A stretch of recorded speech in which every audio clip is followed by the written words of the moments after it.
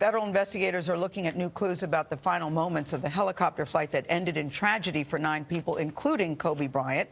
Newly surfaced video taken not long before the crash appears to show the aircraft in mid-flight before it ran into very serious trouble. Our transportation correspondent, that's Chris Van Cleve, is in Calabasas, California. Chris, it's so hard to look at this video. What are investigators learning?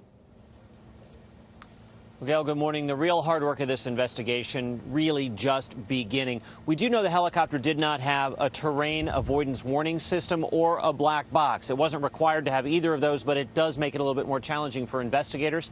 They have recovered an iPad that may have belonged to the pilot and a cell phone at the scene. They're going to go through those. They also found maintenance records from the helicopter in the wreckage. Those are being analyzed. But the big question, why did the helicopter fall from the sky, remains a mystery. Minutes from disaster. New cell phone video appears to show Kobe Bryant's helicopter circling near Burbank Airport before the crash. Tuesday, the NTSB used a helicopter to airlift the wreckage off the hillside. The coroner says all 9 victims have now been recovered and 4 have been positively identified, including Kobe Bryant. This was a high-energy impact crash. About 35 minutes after takeoff, with the weather deteriorating, pilot Aro Zabayan asked controllers to track him on radar, but he was flying too low. 4 minutes later, he radioed he was going to go above the layer of clouds. Flying in potentially blinding fog, he reached 2,300 feet.